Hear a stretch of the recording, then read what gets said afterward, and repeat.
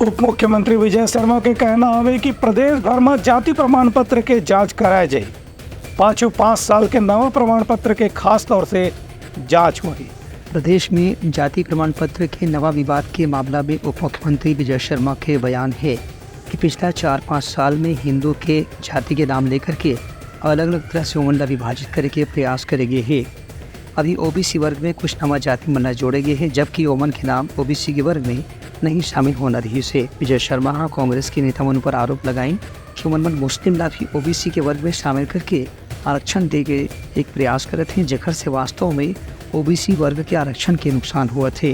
विगत 4-5 सालों में धर्म भाई हिंदुओं में ऐसा है कि जाति प्रथा थोप दी गई जाने कभी किसी समय से, जिसको मूलतः लोग मानते नहीं है, मूलतः कहीं प्रमाण नहीं है, फिर भी थोप दी गई, लेकिन उसके आधार पर आरक्षण दिया गया।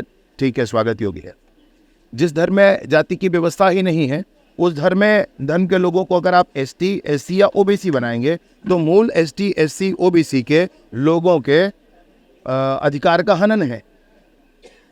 अभी मेरे पास प्रमाण है, मैं आपको दूंगा, जिसमें बहुत स्पष्टता के साथ ये है कि विगत वर्षों में 3-4-5 वर्षों में ओबीसी के सर्टिफिकेट बनाए गए।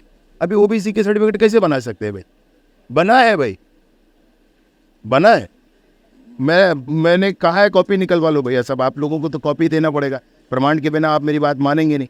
तो मैं आपको प्रमाण भी दूंगा भैया इस विषय पर, मैं माननीय मुख्यमंत्री जी के संज्ञान में भी इस विषय को लाऊंगा। मैं पूरी कोशिश करूंगा कि इस पर जांच। उनका कहना रही से कि जाति प्रमाण पत्र की पिछला 5 साल के रिकॉर्ड की जांच कराया जाए और जो योग्य व्यक्ति है वो ही आरक्षण के लाभ जरूर दिलाया जाए। Bureau report, Uttarakhand news.